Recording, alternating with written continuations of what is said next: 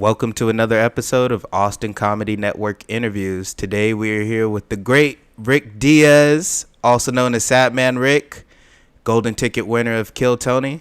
It's great to have you here. So this interview was recommended to me by Chris from Thailand. We didn't do a whole lot of catching up and stuff before this interview because I just wanted to get to explore you as a genuine first interaction. So first off, tell me a little bit about yourself. You said you were from Brussels, Belgium, right? Oh, that's a question? Yeah, you're from Brussels, right? Yeah, I was born in Spain. Okay. Then I moved to Belgium as a child, and I lived in Brussels for a long time, yeah. Okay. I grew up in Brussels. How long did you live in Spain? When I was a kid, about 7 years. And then you moved to Brussels at age... 7. Okay. Yeah. And you've been living in Belgium ever since? No, I lived in Belgium until I finished college. Okay. Then I did a master's in Spain, then Mm-hmm. went back to Brussels for work, and then traveled, then went back to Brussels for work, then traveled for 10 years. Okay. Yeah, and that's how I ended up meeting Chris from Thailand. Dope. And how many places have you traveled? Places I've traveled a bunch. Places I've lived, less, I guess. Long-term living, I've lived in 5-6 countries. Okay. Yeah. And take me through the list of places that you've lived first. Well, I've lived in Belgium. I've lived in Spain. I've lived in Mauritania, that's West Africa. In Laos. Oh, really? In China, in Thailand. Okay. And I'm back in Brussels. Yeah. Okay, so you've been all over the eastern part of the globe. Yeah. Okay. Yeah. I haven't done South America or Central America. What do you think is the best? What do you think, in your experience, out of the places you've been, has been the best place to live? And then give me the worst after. That's very subjective. The best place to live, I think, to me, if you have the money, it's still Spain. Mm-hmm. The worst place to live, again, it's just depending on money. But I would say I don't like living in countries where there are big disparities in wealth. Mm-hmm. So where if I'm going to have money, I'm going to feel a lot richer than people that are very, very, very poor. And I'm talking just dirt poor. Yeah. Just right next to you. No running water poor. Yeah, and and you coexist within that environment, and it's and I also don't want to live in a ghetto of rich people, Mm-hmm. or it's like. So I'm guessing West Africa was. No, but they will all live together in some gated community, and then everything else around it will be just dirt. So it's bizarre. I prefer when the standards of living are a bit more averaged out. Yeah. And you seem like you're living with your peers. Okay. So in Brussels, I'm fine. When I get out of my house, everything kind of looks the same everywhere I go in the city. Of course, there's areas that are less wealthier than others. Mm-hmm. But you're not the transition is not that brutal as it can be in other places. So forgive me for being an American and being sucking at geography, but I believe Belgium is next door to Switzerland. It's not. By American standards, it's not far, but there's no borders between those two countries. There's no borders between Belgium and Switzerland. Switzerland is east of France, and Belgium is north of France. Okay, so what countries border Belgium? France, Luxembourg, Netherlands, and Germany, maybe. Okay. I don't think so. Yeah, no, there's a border with Germany as well, I think. And what languages do they primarily speak in Belgium? I'm gonna get so much shit for not knowing those borders, by the way. It's okay. Yeah, the official languages in Belgium are French, Dutch, and German. But the German is only a small part of the population, and then it's just mostly either French or Dutch. Yeah, in a lot of European countries, there's enclaves, particularly near other bordering countries, where people are more likely to speak that language. There's the same thing happens in Switzerland, France, etc. Yes. The Netherlands, where people might be maybe in the eastern or western part of the country, speaking German is a lot more common. That's so unprofessional. So tell me a little bit about your experience growing up. Are you serious? Bixby voice privacy contents have been updated. Okay. We're going to have to cut that out. That's why we do a long cut too. So tell me a little bit about your experiences in Spain. Spain is a very interesting country. It's heavy on tourism. How was it there? when I go, so I was born in Madrid. Okay. And then, so in winter, I would go to Madrid to spend Christmas. Madrid Okay. is a very Spanish city. It's there is tourism. There are foreigners that live there, Mm-hmm. but it has really kept its Spanish identity for the most part because it's right in the middle of the country. Okay. In summer, I would go to Catalonia, which is like northeast of Spain, to a small village, which is it is quite touristy, but it's not on the coast, so it's not, you don't get the hordes of like people that just want to go to the beach and that, like, that's terrible people that just destroy everything they touch. But Barcelona has a lot more influx of party tourism, Uh-huh. short-term tourism. So Yeah. and people that are gonna maybe do a few days in Barcelona and then go to the beach Mm-hmm. because it's by the coast. So Barcelona is the more nightlife city. it is the more nightlife city, as far as foreigners understand nightlife. Mm-hmm. As far as reality is concerned, there's nightlife all over Spain, anywhere you go. Okay. Yeah, Spain is a nightlife country. It is. It always has been. Anywhere you go, yeah. Is there anything interesting about Spain that other people might not know? You know, since you've spent quite a bit of time there. I mean, it has an incredibly deep culture and long history of I mean, a lot 'cause- of bad things as well. But like, if you go to Spain today, people are gonna be drawn to Barcelona and the Mediterranean coast. Food in Spain is like top 2, top 3 in the world. Really? At all times. It's got some of the best restaurants in the world. Like That's most crazy. Michelin I didn't star know that. restaurants. Yeah, there's a huge food culture in Spain. There's a variety of food because the east coast, the southern coast, and the north coast are completely different Mm-hmm. diets. Because the one has the influence from the Atlantic Ocean, the rest is Mediterranean, and then you have like inland Mm-hmm. type of cuisine. So it's the food is very varied. The ethnicities are varied. Like, Spanish people can look very different from one another.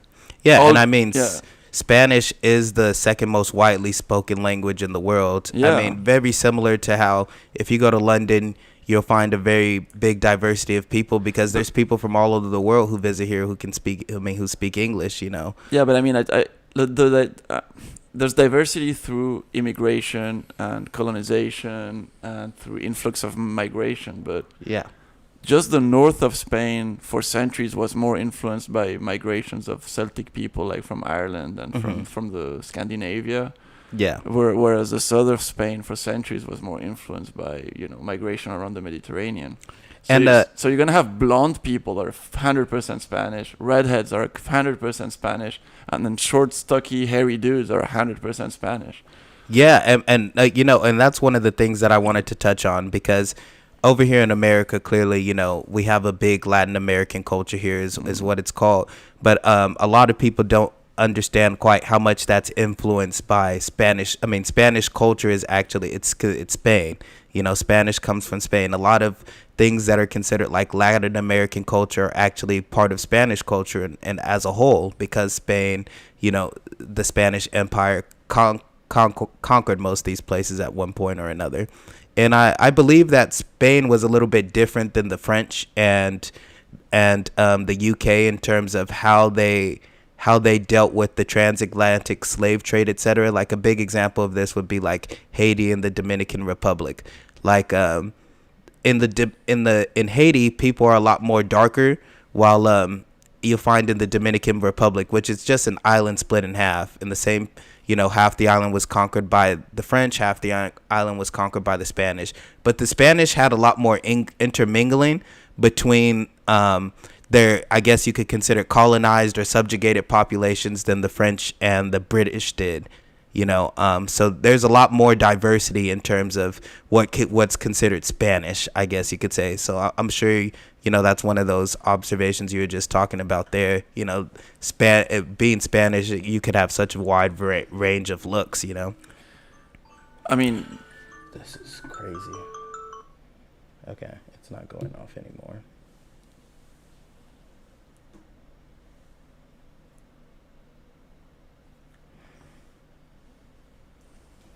That's never happened before. So moving on from that, tell me a little bit about Belgium. Belgians are very interesting. All I know about Belgium is waffles. You know the Oh. best part. Yeah. Is there anything else that is Belgium? I mean, you know, the famous Belgian exports or products would be waffles, chocolate, beer, okay. and little known fact is I think it's All things that make people happy. Yeah, and I think it's the, I don't know if it's their number one or number two, but like either number one or number two world manufacturers of pool balls. Oh wow, that's For a very some- interesting fact. Yeah, when I read that, I was like, oh, okay, that was surprising. They were incredibly bad in the slave trade. Belgium was terrible. Yeah. They destroyed the Congo. King Leopold II. Oh yeah. Yeah. Not a nice guy. He's he doesn't have a great reputation. Yeah. No. Belgians are pretty.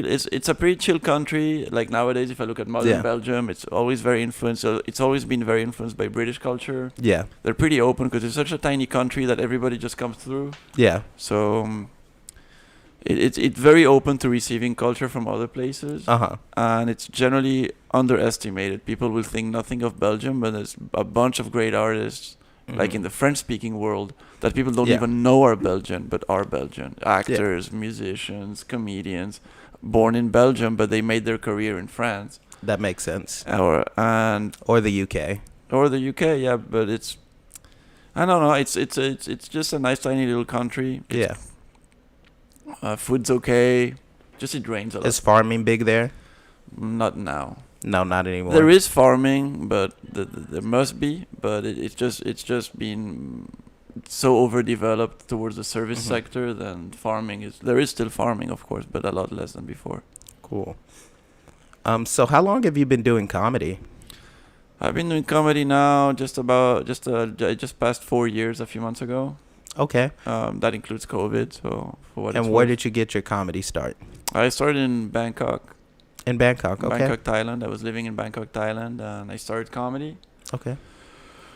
Went to a workshop, tried it. I wanted to meet some friends and try it out. I always loved comedy, and I just got hooked. What you consider one of the best decisions you've ever made in your life?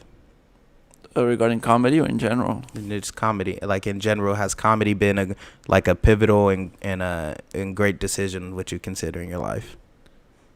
I think so. You think so? I think so.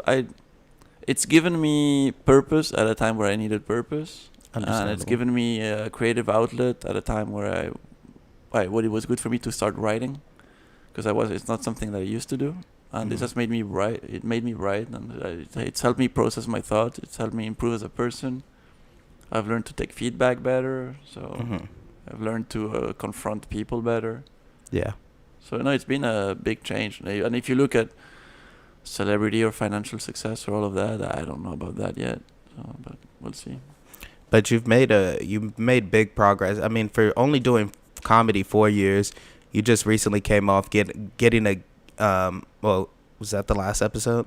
If So it was we'll cut one it out. before. It was two episodes ago. Yeah. Okay, so you just you're a golden ticket winner on Kill Tony, which is a huge accomplishment, Yes. for an amateur comic. Like, and I don't even, you sell shows. You were selling shows in Bangkok, no, in Thailand. I mean, I was. You were doing shows, right? I was in Thailand. I was an open micer. Uh-huh. I would do I did a couple of features before I left Thailand. Then I moved to Europe, and in Belgium, I was performing every day. Okay. But I was mostly doing showcases with other comedians. Okay. Or open mics. I don't have a solo show by any means. The Okay. most I've done is like 30 and 30. But they tell you, I mean, I don't know what you heard coming into comedy, but they would always tell me when I first started, like, it takes 10 years to be a really good comedian. And I mean, it for you to have come so far in only 4 years, I mean, it shows your dedication to the art form and your ability to comprehend and work out your content. So I mean, I've been pretty obsessive. cheers to you. Oh, thank you so much. Yeah. I've been very obsessive about it, but I'll say that regardless, when I see people that are 10 years in, I can see what they're doing that I'm not doing yet. I'm not gonna tell people because you want to look good and you don't want to discredit yourself. But I can see like the control they have of their persona, the control they have of the stage, and the commanding of the crowd. There's so much room to learn. So like I'm happy. Like I think for 4 years in, I've done very good, clearly. Like, You've done very well. I've done very well just factually. Now it's just been pretty amazing what happened here in the last few weeks that I've been here. But otherwise, I know where I am concretely. Yeah. Yeah. And how has the journey been for you? Because when you first come into comedy, everyone always has, when starting off anything, you always have this idea of what it's going to be versus what it actually is when you finally come in and figure out the process that you have to work through to get started. How was that beginning? Let's focus more on the beginning. How was the journey in the beginning? So I started off in Bangkok, so it was mostly open micers. The people that had more experience maybe were like 3 years in, 4 years in max. Yeah. The guidance that they could give me was whatever they could give me, but it wasn't that much. So it was a lot of like studying on your own, like writing and reading and watching things on YouTube about. I thought I should also like educate myself not only about comedy but also about like movies and acting and screenplay and character development, and because I play a persona that's an exaggerated version of me. Yeah. Right. I mean, we all do. Yeah, of course. But it is a part of me, what I put on stage. But okay, how do I define that? I know that I still sometimes my persona is not super stable, for example. So, but it's getting more and more concrete over time. Yeah. And it's just been loads and loads of writing and a lot of bombing, just bombing and bombing and bombing. Bombing. But isn't there something beautiful about bombing? Because every time you bomb, or you bomb when you don't expect it, is even the better ones, because it's like you taught something. You go back and you learn something about. No, bombing is beautiful because it teaches you things. But when I started at some point, I was doing okay, and then I decided to start writing certain things, and I bombed for like 2 months straight. Mm-hmm. For 2 months straight, I couldn't get a bloody laugh on stage. Yeah. And I was like, I should quit. There's no point. Mm-hmm. But then I thought, okay, try to switch things up. And then I got a good set. I had a good set, and that felt so rewarding after that much bombing. Man, I mean, bombing for 2 months on stage, that's a struggle. Oh yeah. How do you mentally get through a moment like that where things are not going out your way, but you're determined and you have the drive to do it, but most people get stuck at that part, for something to not go your way, and then 2 months straight, you have to have like a special mental kind of fortitude to be able to push through that. How did you do it? It was a mix of being very resilient, I guess innately or through experience over time, but just being resilient, trying to detach myself from the fact that I was really like doing poorly, like not let my ego get too attacked by it. Excuse me. And then just trying to think through the thing, but I almost quit a bunch of times. Uh-huh. It's a tough thing to do. It is. Now I feel incredibly encouraged. Now I feel like I'm on cloud 9. And you should. Yeah, I'm super happy. Comedy wise, I'm ecstatic about what's happened. I don't know how much you are into science or the spiritual or just consciousness and manifesting things, etc. Talk like that. But I think Newton proposed it right when he said, there's an equal exchange in the universe. Alchemy says the same thing. You have to give in to get out. And unfortunately, like, there's no going to A to Z. You have to go through B, C, D, E, F, G first. And people don't realize it, but your time is the most valuable thing you have.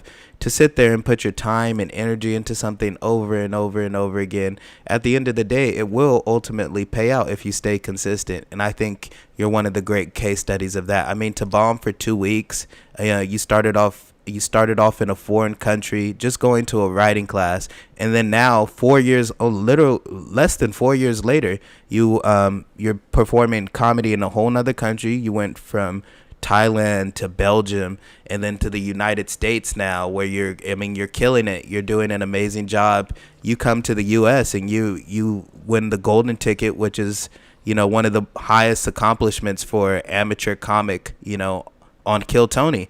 and it shows that you've really put work into your set. Like, it's really hard to be funny in a minute, you know. And you went up there and you killed it, dude.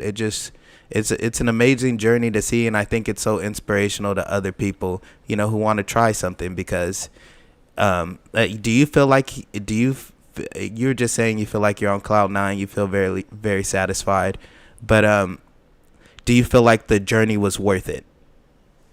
I mean, comedy-wise, for sure, of course. Yes. For sure. Yes. I came to Austin with the idea that I'm gonna try to see what the local scene is like. Joe Rogan has opened a club. There's loads of comedians. There's an active scene. I had been to Texas doing tourism before, and I enjoyed Texas. I'm gonna have barbecue. I'm gonna have a Texas lifestyle.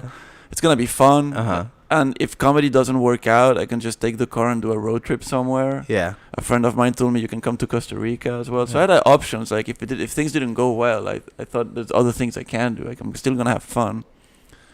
But I still remember, like I landed on a Saturday. I did open mics that same night. Then I did open mics on Sunday. One of the cool things I like about Austin is open mics are non-bringer shows, and you don't have to pay to play. So like you can just come.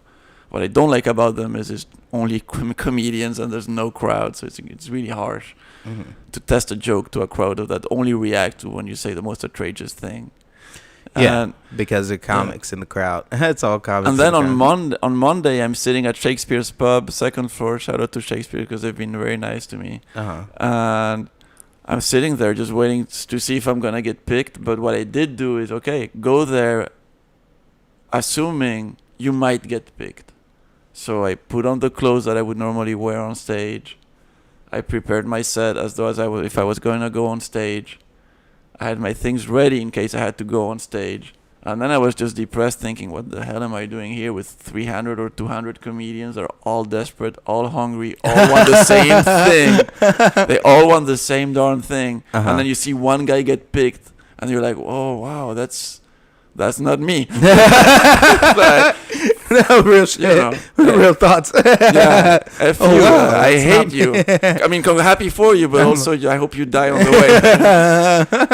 and then I had signed up for the open mic at Shakespeare's that happens at the same time as Kill Tony. And I heard my name and I thought, oh, it's time for me to do the mic. Yeah. And I see Colton just like being like, hey, and I start running to the thing. Yeah. And then that's it. And for like 10 minutes later, I'm a golden ticket winner. It was very... Fuck yeah. It's like just, I was Sadly, in Brussels. How did you feel after doing your set and getting that goal? To find out that you go down as one of the legendary golden ticket winners on Kill Tony, how does it feel like after? Just that moment after? People are trying to put cameras in your faces. Yeah. But you're still trying to process just coming off stage. What were you thinking? I still haven't processed it. Still haven't processed it. People were cheering me on because I was one of the last ones to get picked. So when I got back out on the street, people were coming out. The show was ending. I was on the phone and people started to come out and were cheering for me like, yeah, Rick, blah, blah. And I was like, what is this? Yeah. What is this? It's almost like a dream. Yeah, people recognize me on the street in Austin. Look, just to see your work pay off, it's a wild. rewarding moment. It's bizarre. Yeah. But you see your work pay off. But then, like for example, you guys know Ben Williams. Yeah. So like he's just been, he got picked. And I was just so happy for him. Like I can see so many people struggle to they're just waiting. They're queuing for Kill Tony. They travel for Kill Tony. They're just putting their name in their hat and they're working on their act or they're not. Every time I see somebody that said, "Oh, it's my first time doing comedy," I'm like, "Whoa!" You're taking spots away from so many people that are struggling. There's comedians living in their cars. There's comedians, like homeless comedians here. Oh, there's a lot of them. Yeah. There's not. No, there's several. It's a significant portion of the population. And, it's common with all art forms, whether it be painting or acting or, DJing, But I think, when I see that, I was thinking about my life in Brussels, and I'm like, well, I have a decent apartment, I have an okay job, a pretty good job. I have a good group of friends. I can eat. I'm self-sufficient. I'm fine. And these guys are struggling. It's just struggling. And I got the golden ticket, So part of me is like incredibly happy. Part of me is like, dude, give money to all of those people out. Yeah. So I don't know. It's kind of like I get mixed feelings about it, but I'm not giving my golden ticket away to anyone. Yeah. Yeah. But I mean, so What's been really special about the golden ticket is I've seen about what I'm the latest golden ticket winner, so I see all the previous golden ticket winners. mhm. You know, some of them have become regulars on Kill Tony. They've been called into the show, but it's also on you to make something out of what you do from that. Like you need to. Agree. How do I leverage this? Because otherwise you just get chewed up and recycled, and no, you have to leverage it. And so people forget about you. yeah. So what I was offered in the first golden ticket episode is to do Kill Tony until I left this place, which would add up to a total of 5 Kill Tonys. Yeah. So far, I've done 2, and they've gone well. Leverage it. And the goal is how do I leverage that so it becomes something memorable, so they're gonna want me back, so that my name becomes part of the lore of Kill Tony. Yeah. And I'm not just one guy in a statistic in a Reddit post. You know? I agree. But so that's the work. Well, I have confidence. In you. You seem to have it pretty clearly figured out. I'm not gonna say 100% clearly figured out because nobody has that. Nobody has that figured out. But I think you have a good concept of what you want to do. You worked hard on your art form, and I think you're the type of person with the determination and drive who you're gonna make it happen.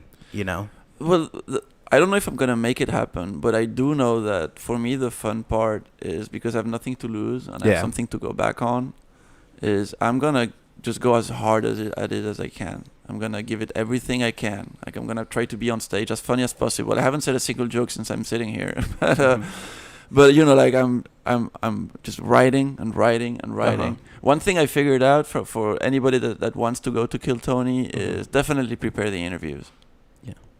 Prepare those interviews. Because the first one I did for the golden ticket, I didn't prepare the interview portion properly. I still did great, I think, because I was locked in and so stressed out.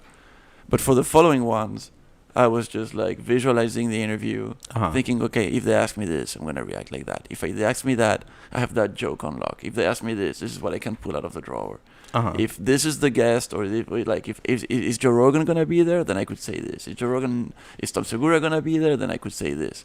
Like I was, I've been looking at the mothership schedules, like tour schedules of people trying to guess who's going to be there. That is very meticulous planning. But you have to. That's the difference. Like then you're going to go on the interview portion and do well at the interview portion. And I think this is probably why you have an edge up above everyone else. You know, maybe. But the interview portion is more time than your minute. Maybe you're doing 1 minute, but and then you have like maybe 3 or 4 minutes of interview. Yeah. So that's where you have to kill it, because then you kill it for like 5 minutes.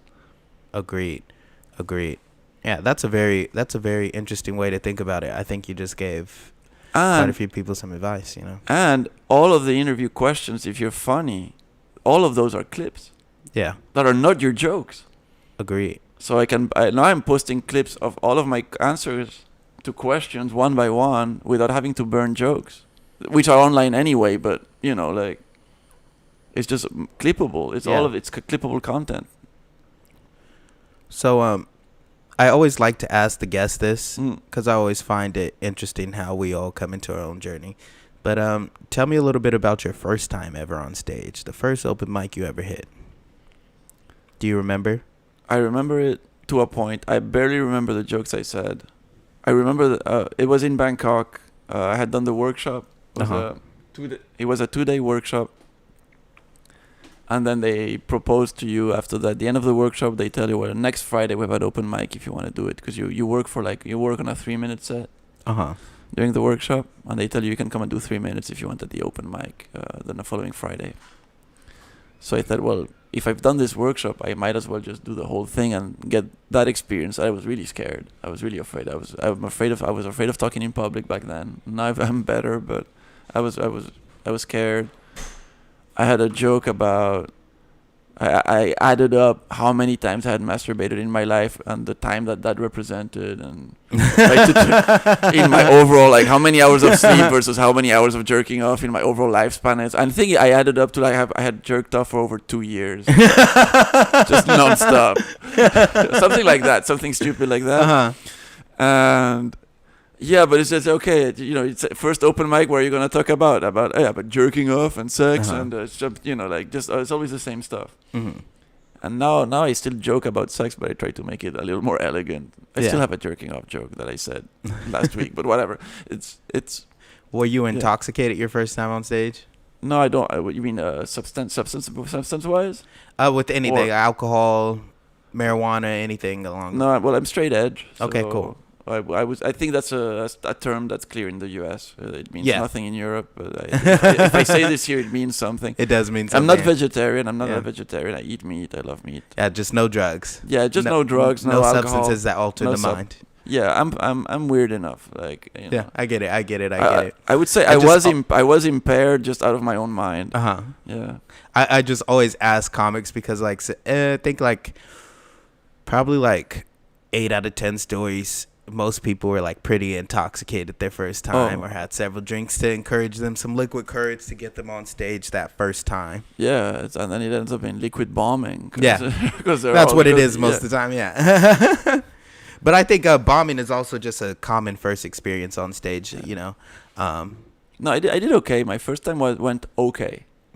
I had that fresh new joke energy plus the empathy of the crowd because they introduced this is the first time doing comedy, so everybody's like, oh my god, let's cheer him on and be supportive. Mm-hmm.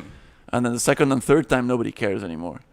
I wanted to ask you, have you ever had a moment that was really hard or really difficult for you to deal with on stage? Do you have a story? Yeah. For instance, having to deal with a very obnoxious heckler, maybe somebody dying in the crowd, something crazy like that. We've had some weird ones, but I've had nobody die in the crowd.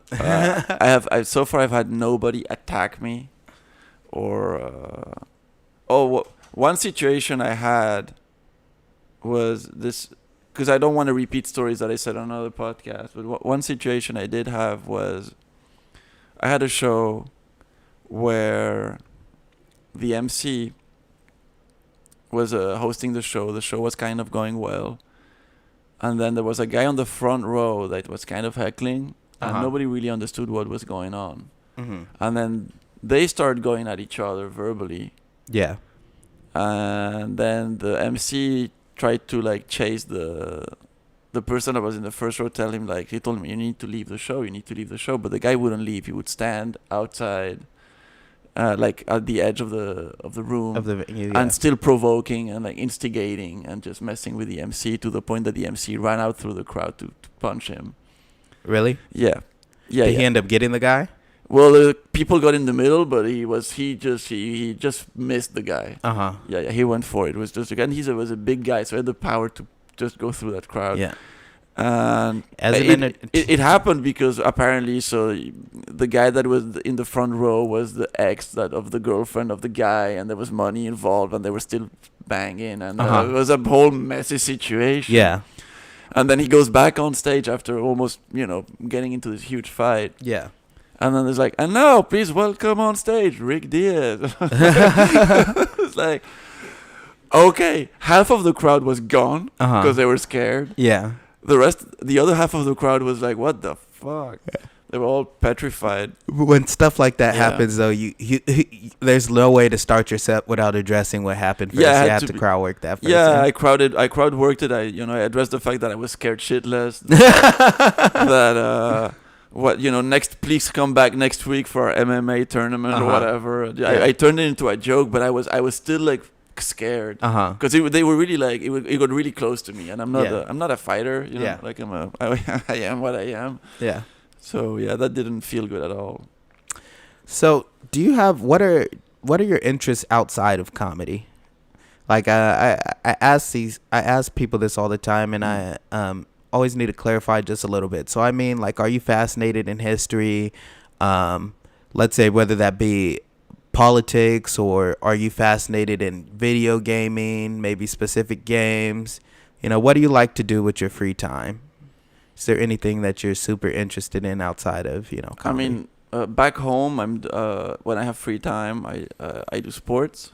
I'm trying to keep healthy, so I do weights or running or just general fitness, about 3 to 4 times a week. I play a little bit of tennis, very poorly, with other comedians. Uh-huh. It's quite a popular sport in Brussels, and but interest it's TV and comic books.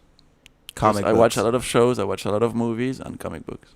What TV shows are you interested in? Just all of them. Like it depends. I like. What are your favorite fandoms? Of recent times, I just rewatched the first season of True Detective, and it blew my mind even harder than the first time I saw the first season of HBO True Detective? Yeah. Oh, wow. But that first season is just... Really good? It's so amazing. HBO makes great content. HBO is one of the few providers I can still rely on to make good content. To this day. Even HBO. source material adaptations, like Hollywood does terrible with source material adaptations, but even like HBO, like I'm excited for the next Dune, Dune movie to come out. They did a great job with House of the Dragon. What's another one that they did terrible with Velma? I don't know what the fuck. They were on a Disney. They had a Disney moment there. They're like, let's just get an IP and just scrap it. Let's just fucking IP up. That's the first time I have ever seen them do that. But HBO is usually pretty consistent with adapting source material and making it great. My HBO fandom started with a TV show called Oz. I never heard of it. It's a prison show. It's got what's his name? The actor, the bald actor that's was in the drumming movie. The drumming movie? Yeah. Nick Cannon? No. Let me pull that up because I really want to give that guy a shout out. He's just so amazing. Boom. It's 97. Yeah, it started in 97. J.K. Simmons. He plays a Nazi. The best Nazi I've ever seen played on TV. It's hilarious. But that show blew my mind because it started in 97. And back then there was nothing like that on TV. I mean, nothing. It was like violent and like sexual. And just the dialogue was super harsh and direct and raw. And then you moved on, and then it was like Friends, you know. It was like it was like wow. Like when I got to see Oz, it was like every episode blew my mind. It was, and it was politically charged, racially charged. I think my HBO journey started with either True Blood or a little bit of The Sopranos. It's one or the other, but The Sopranos was amazing. The Sopranos is one of the best shows of all time, even still. From the 90s. I still haven't rewatched it. I binge watched the whole thing, and then I was like, I wanna rewatch it, and I still haven't done it. So it's on my to-do list for when I get back. So you also read comic books. Are you into Marvel or DC? On average, I'd say more Marvel. Okay. I'm more of a Marvel guy, but I don't exclude good DC things. So what do you think about the recent? What do you think about the recent MCU? You know, Phase 4 has been a fucking mess. It's disappointing. It's more than disappointing. I have no words. I don't know what's happened. All of the shows look cheaper than the previous ones. The production value has gone down. I mean, it seems like they've overstretched their visual effects department. The writers are terrible right now. God knows what direction they're wanting to go in. The stories don't seem as interconnected. No, everything's gone worse. I don't understand it.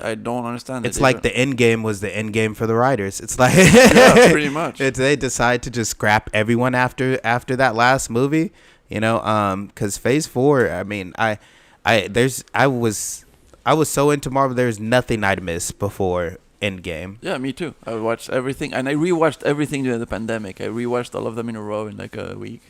Oh wow, it was great. I haven't done that yet. I've watched some of the key ones again, but I haven't rewatched like from the Incredible Hulk and Iron Man. I did the whole thing. It's fantastic.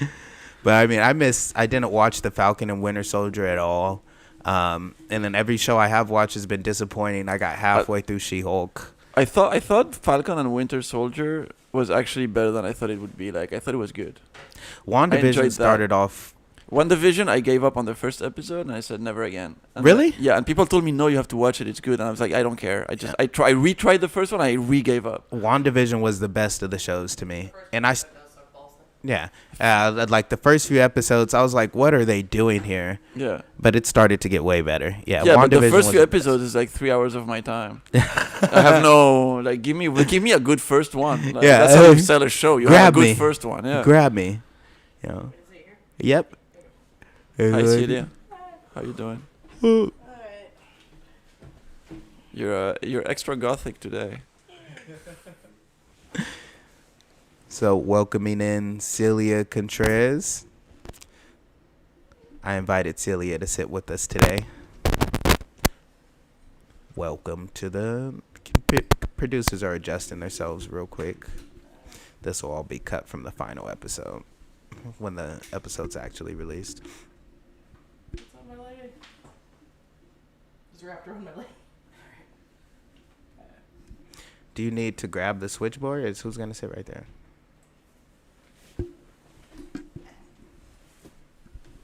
Ooh.